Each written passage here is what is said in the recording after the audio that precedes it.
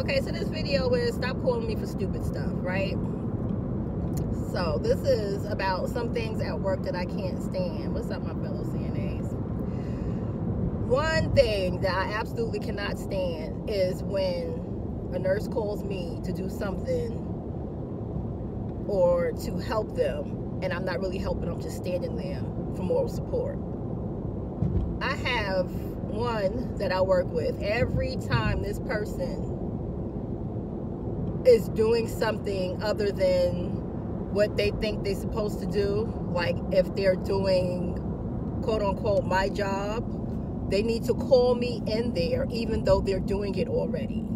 That is, I broke on that person because it was just ridiculous. You're wasting my time. Now you're taking me away from all these other people who need help because you're mad that you have to stay in the room extra long to put on a gown or to take somebody to the bathroom or put somebody on the bedpan. You don't need me to help you put somebody on the bedpan that can roll perfectly fine. You don't need me for that. You don't need me to help you put on a gown. You don't need me for that.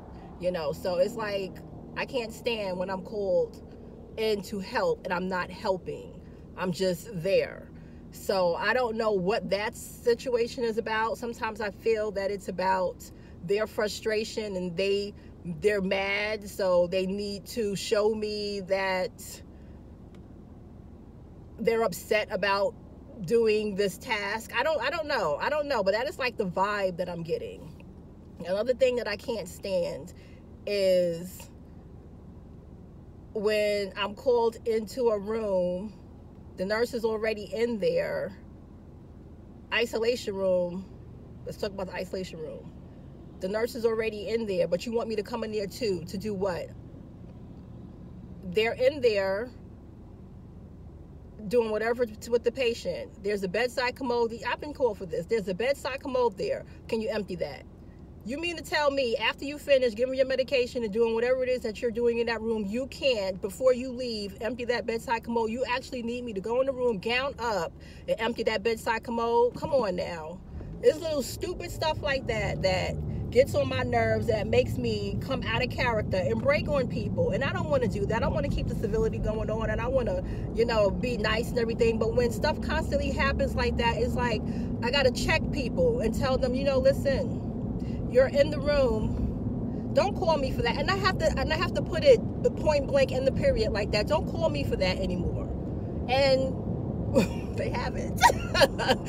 And sometimes, a couple of times I said that out of my frustration, yes, because it's ridiculous, especially if it's a busy night and we're short or whatever. Don't call me for stupid stuff. I absolutely cannot stand it. And I would absolutely never do that to anybody because it's just ridiculous. That's why I always say nurses should become CNAs for at least a year and actually do CNA work, not sitting or, watching somebody on the monitor who's on visual monitor. I'm not talking about that. I'm talking about actual CNA work, to experience all the stuff that we have to experience and go through so they can have an understanding of our nights, because we are the gophers, kind of.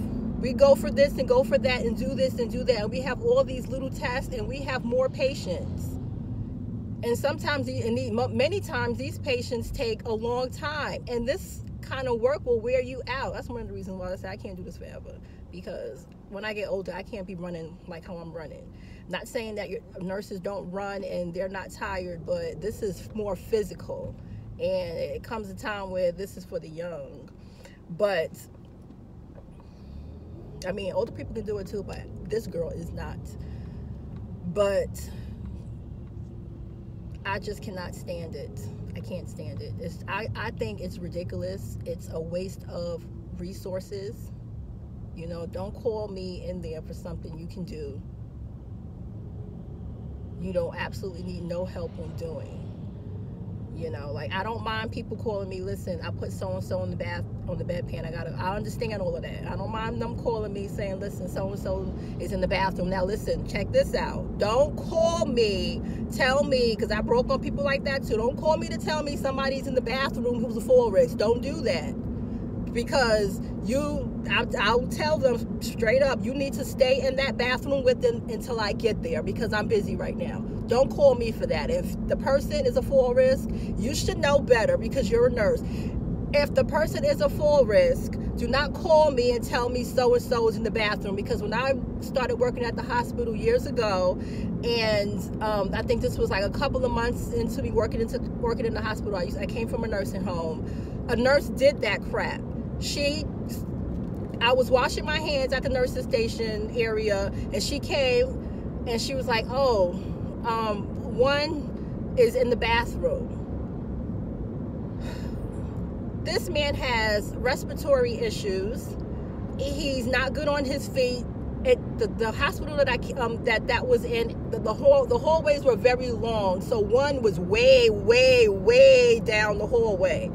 And she came all the way up from over there to tell me that this guy was in the bathroom. Tell me how, right after, not even after she finished her sentence, because he was on a heart monitor, cold blue lights went off, and it was him. He fell face forward in the bathroom. I guess he was on the toilet and he wiggled down, and you know that's not good. And after all that was said and done, he died.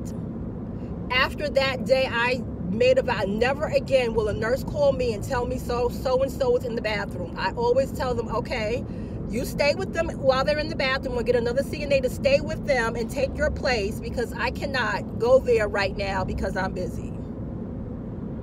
Don't ever let anybody do that to you. Don't let, if a CNA come and tell you, oh, so-and-so is in the bathroom, and you are helping another patient, and you know, sometimes when you're helping another patient, you're in there for a long time. They just put that on you. Cover yourself. Don't let anybody put that on you, because if anything was to happen to that patient, guess what? Guess whose fault it is? They're going to put that blame on you. Well, I told her that such and such was in the bathroom. And then they're going to look at you why you didn't go get them from the bathroom. So it's like, don't let people throw stuff on you. You let them know such and such is in the bathroom. Or if they're calling you, like when I'm in the room with a patient and my phone is ringing, I don't answer my phone until I'm done with that patient. I'll call people back, because you got people like the secretaries are like, oh, such and such to go to the bathroom, but don't hang up. Give you no time to respond, saying that you're busy, and that light is going to go off. They're going to, you know, void on themselves, be embarrassed, you know, lose their dignity and all of that. And you know, it's just unnecessary. So I don't answer. I stop answering my phone. Go get somebody else. Enough staff to help, or you go do it. If this charge nurse is calling, you go do it. You can do it. You're well, more than capable. Go do it. Because I'm not answering my phone. That's how I roll, because you live and you learn. Never again. Another thing that I hate, let me think of something that I really hate. Oh.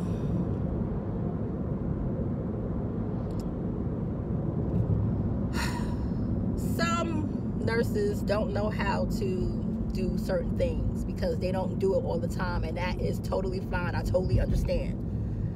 And what I hate is because I try to educate when I see something that's not right. I try to educate. Now listen, I like my beds and my patients a certain way, like with the chucks and all of that stuff. You know, if me and a nurse is bathing someone, cleaning someone up, they're a hard turn, and I like to be on the side where I put the chuck down and the drawer sheet down first. I don't want them doing it, because they put it all the way up the back, and once you pull them up, it's gone. That's it. You lost your chuck, you lost your drawer sheet, and now we're gonna have to do this all over again. So I don't like that. So what I like to do is be on the side where I get to lay the foundation. I want to do it. I don't want them doing it. And if by chance they're in there and I'm not there and they go to change the bed, I gotta come right behind some of them and see if they did it right, because they don't do it the way I like it and the way that makes sense. So so that the patient won't, you know, have to roll back and forth and continually, you know, go through the whole bed changing process, because it takes a toll on them. They get tired. They're not feeling well. They can't be down, you know, for a long time because they can't breathe, you know. So it's like unnecessary for them to go through when we can just do it right the first time and give them, you know, not saying that we're not going to change the bed again, but at least we don't have to change the bed every time, you know, they have you know, they go on themselves or something. We can save the drawer sheet, save the chuck or whatever, and it's not on the bed, everything is on the chuck, and we just have to roll them twice and be done with it. You know, we don't have to go through the whole bed change. So, you know, that's another thing that I hate. And I feel kind of bad sometimes because I'm like, you know, I feel a way trying to tell them, because in my mind I'm thinking they should know this, but in reality they don't, because this is not what they do as much as we do it. So I try to have a little understanding, but if it's the same person, I'm continually trying to have the same conversation, and then that's where the understanding is lost. It's like, come on now, you know better than this. I taught you this. Come on, you know how I like to work. Let's practice it. Just put it to practice now. So yeah, guys, that is some of the stuff that I hate. If you hate some stuff that's going on in your workplace and you want to share, put it below and tell us how you deal with it, or how you deal with the situation. All right, talk to you guys later. Bye.